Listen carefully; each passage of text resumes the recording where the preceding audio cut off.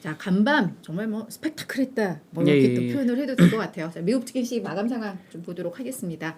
다우 지수가 2.8%나 급등을 했습니다. S&P 500 2.6, 나스닥 지수가 2.23% 급등을 했는데요. 제가 어제 사실 한 뭐 자정까지 시장을 좀 보다가 잤는데 어제 시장 분위기 진짜 안 좋았거든요. 그래서 아, 내일 유튜브 방송 조금 마음 힘들겠다라는 생각을 하고 잤는데 아침에 일어나서 봤더니 이건 웬걸? 그래서 정말 깜짝 놀랐거든요. 그래서 정말 이 변동성이 큰 장이었습니다. 저는 그 생각했어요. 네. 누가 비트코인이 위험하대? 미국 주식이 훨씬 위험합니다. 비트코인보다. 왜냐하면 이게 변동성이 거의 진짜 예. 역대급 손에 꼽힐 정도의 어제 간밤에 변동성을 하루 보여줬었거든요. 근 6%포인트 가까이 맞아요. 오르내렸으니까요. 제가 이걸 정리했는데 다우가 마이너스 1.9에서 플러스 3.3까지 갔고요. S&P 500이 마이너스 2.4에서 3% 플러스까지 갔습니다. 나스닥은 무려 마이너스 3.2에서 2.7까지 말씀하셨던 대로 좀 거의 6%이 안에서 움직였는데 와, 미국 증시가 이렇게 변동성이 있는 장이라는 걸 제가 최근에 이제 경험을 해 봅니다. 자, 그럼 대체 뭐 때문에 증시가 이 난리를 피웠을까? 일단 9월 CPI 모든 뭐 전 세계가 주목했던 9월 소비자 물가 지수가 발표를 했는데요. 사실 결과는 매우 안 좋았습니다. 왜냐하면 뭐 전년비, 전월비, 그냥 근원 소비자 물가 지수까지도 모두가 다 예상을 다 뛰어넘었거든요. 그래서 이게 사실은 개장 전에 오전 9시 반에 발표가 되면서 미국 증시가 급락으로 출발을 한 거예요. 근데 이 결과는 오전 8시 반에 발표되지 않았을까요? 9시 반이라고 하셨는데. 그래요? 예, 8시 반에. 예. 네. 그러니까 그렇게 갑자기 끊겼어요. 네. 네. 발표가 되면서 개장 전에 발표가 되면서 시장이 그렇게 이제 요동을 쳤던 건데 그럼 이 수치는 변하지 않았는데 대체 증시는 뭐 때문에 이렇게 바뀐 거야? 이제 그것도 월가에서도 막 분석을 했겠죠. 대체 왜 이렇게 올랐나? 일단 이거는 그냥 하는 말 같기는 한데 정점 기대감? 뭐 이런 게 좀 있어요. 찰스 슈왑의 리지앤 손더스 전략가가 이제 인플레이션 상승의 마지막 순간에 도달한 것 같다. 그래서 이제는 좀 둔화하기 시작할 것 같다라는 이 멘트가 나왔는데 이게 뭐 많이 좀 보도가 되긴 했는데 다만 사실 지금 10월 CPI는 더 부담스러운 게 유가가 오르기 시작했기 때문에 이 정점론이 맞나는 좀 의문인데 뭐 유가도 뭐 지금 네. 상승세가 좀 둔화되고 있잖아요. 오히려 다시 또 오르다가 그러니까 결국은 뭐 시장의 어제 하루 이 CPI 관련된 시장의 해석은 기본적으로 그러니까 동트기 이전이 가장 어둡다라는 그 증시 격언인 것 같아요. 그래서 마지막 피치를 인플레이션이 올렸다라고 본다면 이게 뭐 한 달 더 가도 사실 중요치 않거든요. 네, 연준은 최소 3개월에서 4개월 정도 4번 정도 3-4번은 CPI가 쭉 빠지는 걸 보고 피봇 검토할 수 있다라고 얘기를 여러 연준 위원들이 했기 때문에 FOMC 위원들이 했기 때문에 한두 번 갖고는 뭐 이게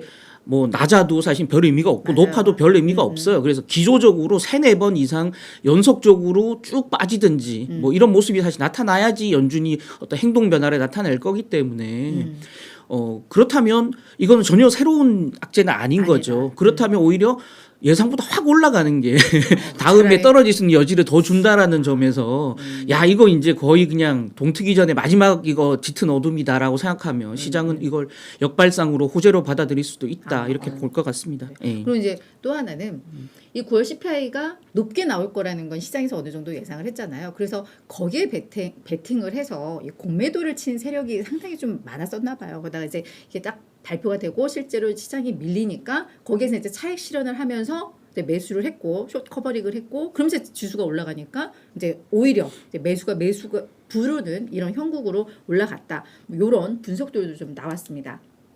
자, 근데 그러면 이제 시장이 이제 바닥을 찍었나? 라고 하기에는 여전히 시장에서는 너무 좀 불안했는데요. 왜냐하면 이게 변동성이 너무 컸기 때문에 뭐 변동성에 흥한 자, 뭐 변동성이 망한단 말은 정말 못하겠지만 이렇기 때문에 언젠간 또 이런 변동성으로 시장이 고꾸라질 수 있다는 우려감, 경고 등은 계속해서 켜지고 있습니다. 이 제이미 다이먼 JP모건 CEO 요즘 많이 등장을 하는 것 같은데요. 이분이 얼마 전에 뭐 경기가 침체될 경우에는 추가적으로 S&P 500이 20% 더 하락을 할 거야라고 했는데 이거를 이제 더 늘렸어요. 20에서 30까지 하락을 할 수 있어라는 경고를 또 계속해서 했고 그게 이유는 이제 심각한 침체 시라고 이야기를 했는데요.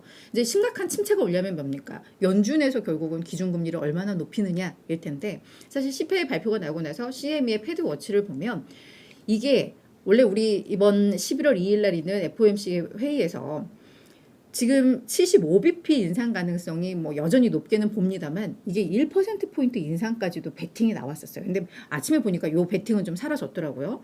그러면서 또 보면 12월에도 또 75bp를 또 올릴 것 같아라는 의견이 있습니다. 그러니까 이게 계속해서 75bp 원래는 12월에는 75bp가 아니라 50bp가 우세했는데 이게 바뀌는 이렇게 되면은 이게 또 최악의 시나리오가 될 수 있다라는 점에서 좀 우려가 많이 되는 상황이긴 해요. 저는 뭐 다르게 봅니다. 정리 한번 해볼게요. 네, 네.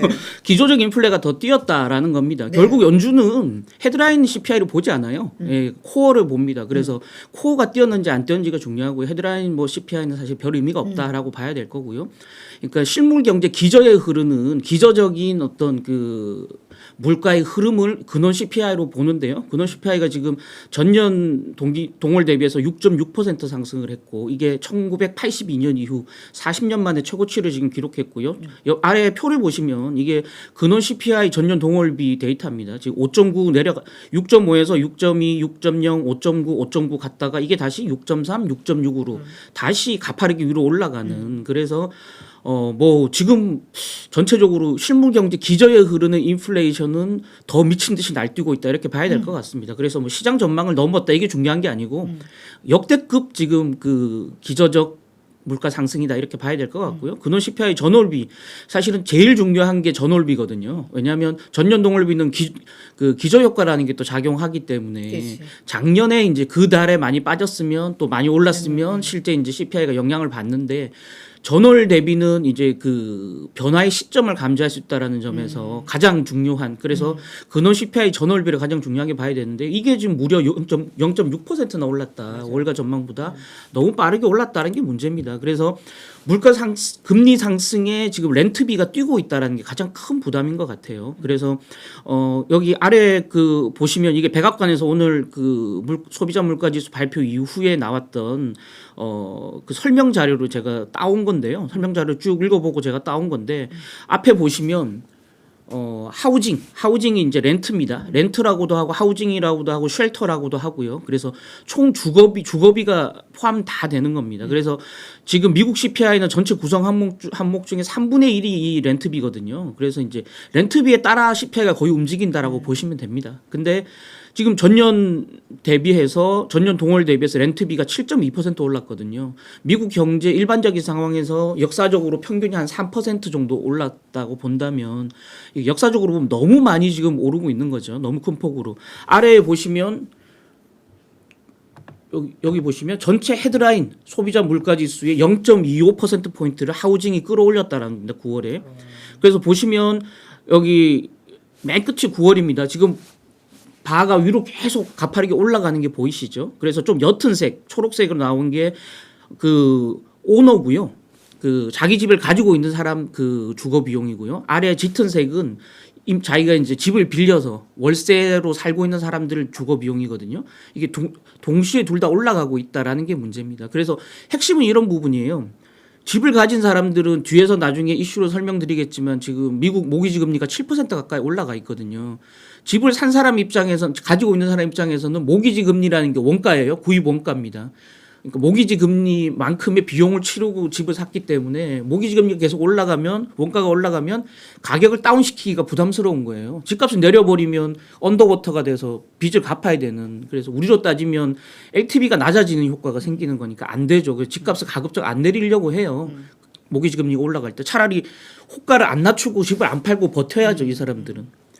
문제는 또 그 임대도 마찬가지입니다. 왜냐하면 이 사람들은 지금 7% 그 모기지 금리를 내고 집을 살 수 없으니 계속 그냥 월세로 가야 되는 거죠. 그럼 월세 수요가 더 많아지니까 월세비는 더 올라가는 거죠. 이게 악순환입니다. 지금 그래서 계속 요 상황이 나타나고 있는 거고요. 여기 옆에 보시면 전체 소비자 물가 구성 항목 중에 맨 위에 파란색 끝에 푸드입니다. 푸드 가격도 좀 올랐어요. 전체적으로. 그 아래 이제 오렌지색으로 되어 있는 게 서비스입니다. 에너지를 뺀 서비스. 서비스가 너무 많이 올랐죠. 맞아요. 전체적으로. 맞아요.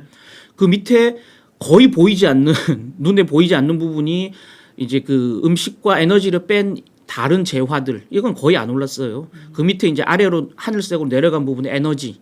그래서 에너지는 뭐 전체적으로 물가를 밑으로 뺐는데 푸드하고 서비스 요금들이 끌어올렸다라는 거죠. 특히 서비스 요금은 오렌지색 부분은 지금 7, 8, 9로 갈수록 점점 그 영역이 넓어지는 거 확인할 수 있으실 거예요. 그래서 이제 우리가 흔히 미국 연준에서 스티키 물가 항목이라고 부르는, 그래서 끈적끈적해서 잘 내려가지 않는, 한번 올라가면 잘 내려가지 않는 항목을 주로 스티키 물가라 그러는데, 스티키 물가의 핵심은 렌트비입니다.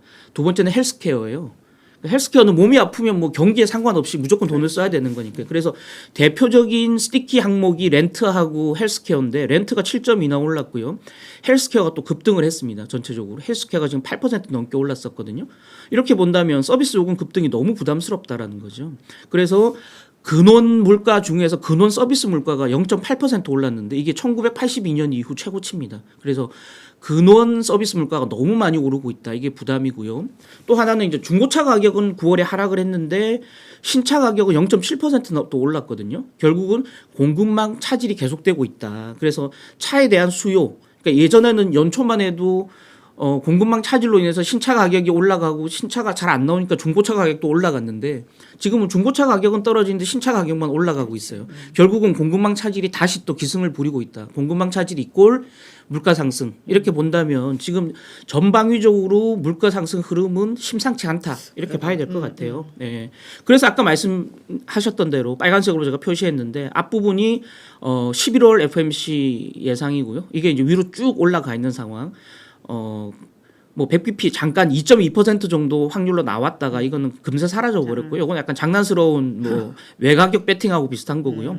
실질적으로 지금 한 90%, 98% 정도가 거의 100% 가까이가 지금 75bp 11월에 인상을 예상하고 있고요. 12월에도 지금 75bp 인상을 예상하는 쪽이 가장 많습니다. 지금 한 40% 정도 되나 보죠. 이게 좀 숫자가 잘 안 보이는데 역시 뭐 50bp를 앞질러서 75bp 올리겠다라는 그 예상이고요.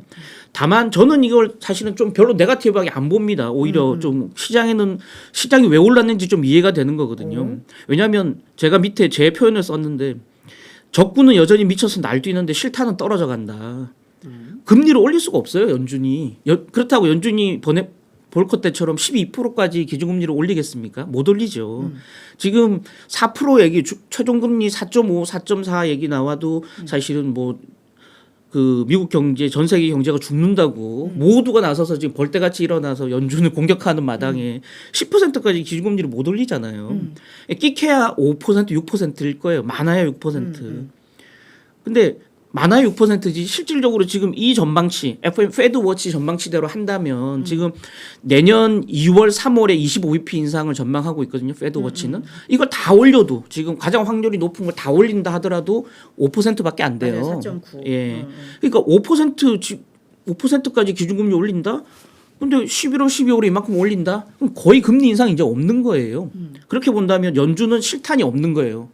그러니까 지금 방법은 적군이 전쟁을 포기하고 돌아가도록 기대하는 수밖에 사실 없는 거예요. 실탄이 더 이상 없기 때문에.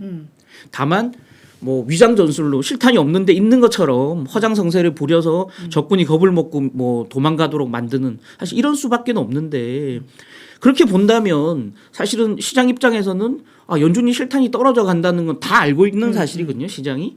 그렇게 본다면 결국은 연준이 그동안 써왔던 실탄들의 효과가 시차를 두고 내년 초에 한 3, 4월부터 반영돼서 물가가 저절로 떨어져 주기를 바랄 수밖에 없다라는 거고, 그게 합리적인 지금 현재 시장에서 바라는 상황일 거고요. 그렇다 그러면 거의 연준 긴축에 따른 시장 하락세 뭐 내년 봄 전에 사실상 끝난다고 봐야 된다. 이렇게 본다면 저는 뭐 썩 나쁜 악재라고 생각하지는 않고요. 오히려 이제 지금 문제는 이겁니다. 중간선거 앞두고 일주일 앞두고 연준 FOMC 11월에 열잖아요. 근데 지금 제일 큰 문제는 그 민주당 입장에서는 11월 FOMC 11월 2일 날 기준금리를 75bp 올리고 우리가 이제 물가를 잡았다. 바이든 정부가 나서서 파월과 함께 물가를 잡았다. 이렇게 선언하는 게 사실은 베스트거든요. 옆에 보시면 한동안 이 빨간색 오른쪽 차트 보시면 미국 그 중간선거 그 설문조사를 해보면 낙태, 어보션이 이번 선거의 가장 중요한 키워드다라고 대답을 했는데, 지금 8월 중순 이후로 검은색 이코노미가 어보션을 앞질렀어요. 결국 앞으로 중간선거 최대 변수는 경제다. 결국 인플레이션 얘기다. 인플레이션 잡으려고 긴축하다 보니 향후 경기 침체가 오는 거. 그래서 인플레이션, 리세션 이 두 가지가 지금 선거의 가장 큰 핵심 이슈거든요.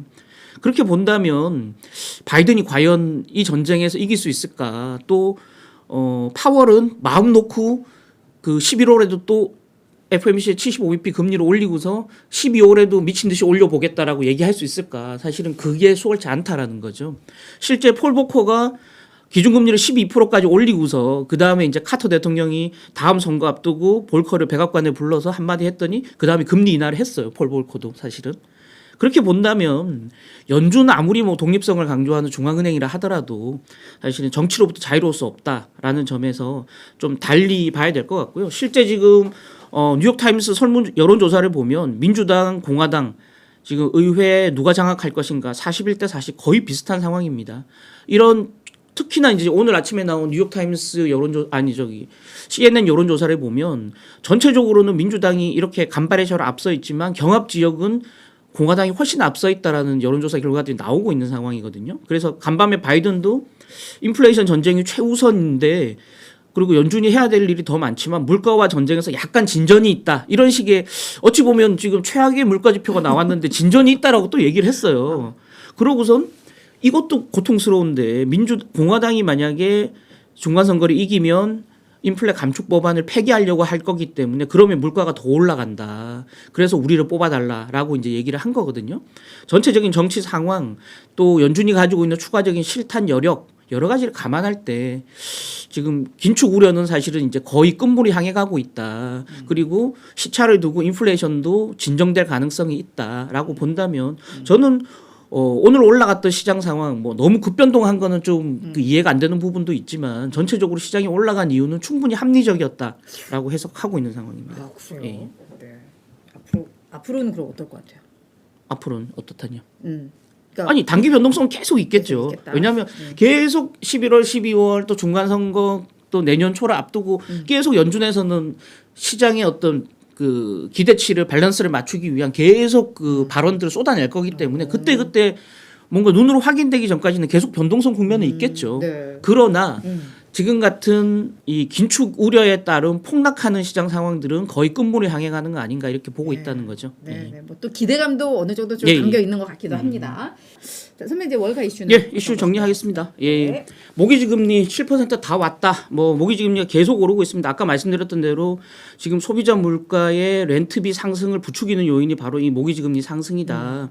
그래서 어찌 보면 연준이 인플레를 잡기 위해서 계속 금리를 올리고 있고 그 금리 정책 금리에 따라서 시장 금리가 올라가고 있는데 그게 오히려 역효과로 그 렌트비 상승을 부추겨서 CPR에 더 끌어올리는 영향을 사실은 발휘하고 있다라는 겁니다. 옆에 한번 보시면 보라색으로 표시되어 있는 6.92가 30년 만기 모기지 금리이고요. 15년 모기지 금리 6.09. 아래에 이제 ARM이라고 되어 있는 초록색은 변동금리입니다. 그래서 변동금리도 6% 가까이 벌써 다 돼가고 있고요. 프레디 맥은 이제 미국에서 가장 큰 모기지 보증기관인데요. 30년 만기 모기지 대출 고정금리가 6.92%까지 올라갔다라는 거고요. 전주에 6.66이니까 굉장히 빠른 폭으로 올라갔다는 거고요.